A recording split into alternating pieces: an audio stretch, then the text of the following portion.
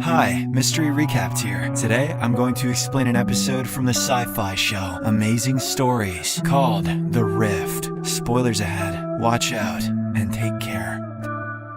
The story opens as a recently widowed woman, Mary Ann Johnson, and her stepson, Elijah, drive down a road somewhere in Ohio. They are headed to Burlington, where Mary Ann plans to hand over Elijah's guardianship to her sister-in-law. The poor boy doesn't know this and thinks they are headed to California to start a new life. As they are driving, the GPS suddenly stops functioning, causing Mary Ann to miss a turn. She soon stops the car and takes a U-turn, hoping to find the right path. But this is when something strange happens. The ground underneath them trembles, and all the windows in the car shatter. A high-pitched squeal then temporarily debilitates them as a plane falls from the sky and crashes into a nearby meadow. As soon as the screeching sound stops, Elijah sprints to the edge of the road to look down at the crash. He is followed by his mother, who quickly calls 911. Meanwhile, the plane has caught fire, and Elijah spots someone in the cockpit. Mary Ann then hurriedly goes down and manages to open the canopy. The pilot, Lieutenant Theodore Cole, climbs out, but refuses to go without the photograph that's on his dashboard. Once they're clear of the burning wreck, Elijah runs over and hugs Mary Ann. Ted also thanks her for pulling him out of danger and introduces himself as a pilot for the 2nd Squadron. He asks if the duo are British or Dutch and wonders what they're doing in Burma. A confused Elijah responds that they're in Ohio, United States, but the pilot doesn't believe it. He confidently reveals that he was in a dogfight over a ridge in Rangoon just a few seconds ago. However, his eyes suddenly fall on a nearby water tower, which shakes his entire reality. Ted grew up playing around this very water tower and immediately realizes that this place is Dayton, Ohio. Unbeknownst to these three people, a strange, colorful storm is forming in the clouds right above them. Following this, the mother and son take Ted to the nearby hospital, where the local sheriff, Parker, inquires about the incident. Mary Ann repeats whatever she was told, but the sheriff thinks the stranger is being delusional due to a head injury. On the other hand, Elijah is not as dismissive about the story as the adults. He asks his stepmother for money to buy some candy from the vending machine, but she gives him a credit card instead and tells him not to wander too far. Rather obviously, the kid heads straight into the room where the pilot is being kept, sneaking past the officer on duty. He leans closer to look at Ted's dog tags, but the latter suddenly grabs his wrist. Ted, who still cannot grasp what has happened to him, asks Elijah why the police are guarding his room. The kid replies that it is because they think Ted is a bad guy. In response, Ted says that he was fighting the bad guys just a few hours ago. He then asks Elijah to help him escape and even offers the boy a candy bar. Ted explains that his wife gives him one as a good luck charm every time before he flies. Yeah, right. Chocolate melts when you teleport. Just then, an officer sees Elijah in the room and tries to get inside, but since the door is locked, he starts pounding on it furiously. Ted then nervously asks Elijah to find someone named Sheriff Simmons and tell him that his old buddy is in trouble. Shortly after, Ted opens his room's door, only to be slammed to his bed. He is then held down and sedated into unconsciousness. Meanwhile, as the mother and son drive back home, Elijah reveals everything that Ted had told him. It is obvious that the kid believes the stranger is telling the truth. He even shows the chocolate bar that Ted gave him and confirms that this brand stopped production 30 years ago. Mary Ann still believes that Ted is just suffering from a blow to the head, because I guess she didn't just hear the mic drop about the chocolate bar. But for the sake of her son, she agrees to head to the local police station to search for Sheriff Simmons. In the meantime, a group of government cars and military vehicles arrive at the creek where the plane crashed a few hours ago. The lead agent, Bill Kaminsky, is on the phone with someone. He asserts that no one should talk to Ted and that they have 7 hours to wrap up the whole situation. Kaminsky then tells the firefighters on the scene that the road is closed until further notice and they should clear the crash site 10 miles in either direction. He soon looks at the strange, colorful cloud formation above the crash site through a piece of scanning equipment. Then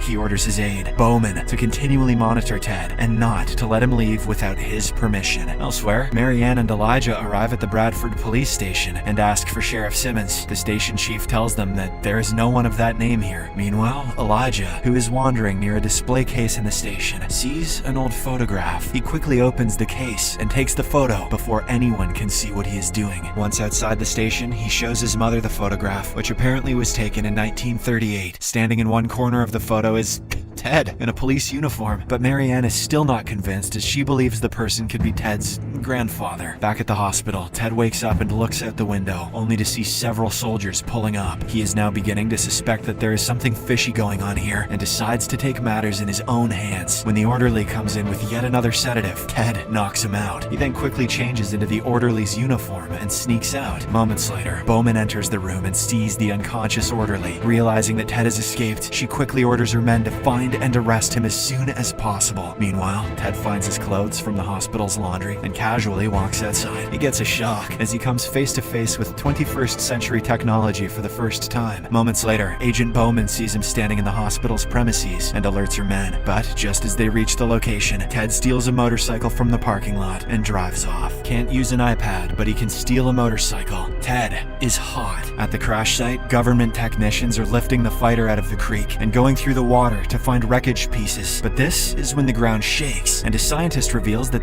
they have an anomaly. Kaminsky doesn't seem surprised by this and urges the technicians to fix the plane as soon as possible. In the meantime, Marianne stops at a gas station, and Elijah insists that the man in the photograph is Ted. He is now completely sure that Ted has somehow traveled through time. The boy also insists that time travel only pulls someone to where they belong, as if they are bound by some sort of destiny, just like Indiana Jones traveling to a time before that shitty movie was made. However, Marianne still acts ignorant and asserts that there's nothing like time travel. As she is busy checking the overheating engine, Elijah notices a letter in the glove box that has his name on it. He grabs it and immediately reads whatever's written inside. Turns out, these are his adoption papers, as Marianne is planning to abandon him before heading to San Diego all by herself. He is extremely hurt by this revelation and confronts her at once. Marianne explains that she promised her husband she'd always do what was best for Elijah. The poor kid wonders if he's too much trouble, but his stepmother says this isn't about him. She figures that the best chance for Elijah isn't with her and begs him not to fight her on it. As they get back in the SUV, Marianne promises that his aunt will take good care of him, and that's what matters. Well, that and the drugs that she wants to get back to. As the two are about to pull back onto the highway, Ted comes zooming down from the opposite side and stops right nearby them. Elijah reiterates his point that this is destiny and quickly asks Ted if he's in the photo. The latter confirms that he is and points out to the man standing next to him, Sheriff Simmons. Turns out the two used to work as cops before they were drafted in World War II. Upon hearing this, Marianne finally seems convinced and she agrees to help the stranger. The three then get into the SUV and head to meet Ted's wife, Pauline. After some time, they arrive at his old home, where they meet a nurse instead. Ted says that he's Pauline's husband, and the nurse jokingly answers he's a little young to be that. She then reveals that Pauline is at her pottery class currently and should be back in a few minutes. In the meantime, Ted notices photos of Pauline with her second husband and their children on the wall. This hurts him greatly, and he goes outside to wait. On the other hand, Marianne sits in the living room and looks up Ted's obituary online. It says that the pilot crashed on the 21st of September, 1941, and was killed while trying to evade capture. Just then, a newscast on the TV reports that Elijah has been abducted, and the nurse sees it. She immediately phones the police without letting anyone else know about it. In no time, several police cars approach the house. When Ted notices this, he goes inside to warn the others, and then rushes out the back door. There are several soldiers, along with Agent Kaminsky, waiting for him outside. A frightened Ted puts his hands up as the agents slowly approach him, but instead of arresting him, Kaminsky says that they're here simply to get Ted back to where he belongs. The ground shakes right at this moment, and Bowman reveals that it's a seismic tremor caused by Ted being here in this timeline. Kaminsky then adds that Ted has traveled into the future, and they need to immediately send him back to his own era. Suddenly, Elijah runs out and informs Ted that he died in Burma and never returned home after the war. He then somehow leads him to the SUV, and the duo bolts out away from the spot. Since Ted grew up in this area, he is easily able to shake off the pursuing soldiers. They stop after a while and cross a nearby river to get to an old, abandoned house. As they walk around the house, Ted claims that he doesn't belong here and maybe should go back. In response, Elijah says that just like Ted, he has nowhere to go, as his stepmother just wants to drop him off with his aunt. He also shows a picture of his father and explains that he died in a war in Afghanistan a year ago. The pilot expresses his condolences, but reiterates that this world has nothing for him now. Following this emotional conversation, the two sit down on a bench overlooking the river. This is when Elijah says that there's a way Ted can avoid dying in Burma. He suggests that Ted should Ted go back with a Kevlar vest so the enemy soldiers can't hurt him. Kid, Kevlar's not gonna do shit if the plane crashes. That night, Kaminsky and his men take Marianne to a hangar where several engineers are reassembling the crashed fighter jet. The agent reveals that there's more at stake than she realizes, but Marianne doesn't believe him. Kaminsky then explains that the engineers are restoring the fighter jet to what it was so that it can fly and they can send Ted back. To emphasize his point, he shows her the sites of several large-scale earthquakes and explains that they were all caused by a phenomenon called the rift. We then get to know that rifts are those holes in the space-time continuum which manifest themselves as strange, colorful cloud formations. When things that came through them weren't returned in the past, many global catastrophes occurred. Upon hearing this, Marianne is finally convinced, and she reveals that Elijah has her phone. Shortly afterwards, Bowman drives Marianne back into town along with other soldiers. The agent reveals that the rift has a will of its own and opens for a reason. It always stays open exactly for 11 hours, and she thinks something needs to happen in that time. However, Bowman has no idea what Ted needs to do during his time here. On the other hand, Ted and Elijah hear the approaching sirens and run to a nearby rail yard. A helicopter crew spots them and calls in the others, but Marianne asks Kaminsky for the chance to talk to Ted first. The latter agrees, and she calmly goes over to the pilot. As they engage in conversation, Ted says that he's ready to go back, but on one condition. He is provided with a weapon and bulletproof vest. However, Marianne tells him that he can't fight what is already predestined. She reveals that if he doesn't go back exactly the way he came through, every single person in a 10-mile radius will die in some natural catastrophe. She can't possibly know that. Rather surprisingly, Ted accepts his destiny and is ready to head back. This is when Marianne says that the rift brought him here for a reason. The scene abruptly shifts as all of them head back to Pauline's house, where Kaminsky gives Ted 5 minutes. The pilot goes inside and finds the love of his life in the kitchen, working on a puzzle, old as shit. He hesitantly approaches and greets her, and she stares at him and smiles warmly. Ted apologizes for never saying goodbye and figures that she moved on. He adds that he loved her, always has, and always will. But just as Ted is about to leave, Pauline shows him a pendant that she wears around her neck. This is the same pendant that he had given her all those years ago, a symbol of her love. Moments later, Kaminsky comes in to get Ted, and the pilot says goodbye to Pauline. As he goes to his fighter jet, he tells Marianne to stay together with Elijah. He then starts the engine and flies off to the rift, right in the nick of time. As the story ends, we see that Marianne has changed her mind. She and Elijah are heading to California together to start a new life.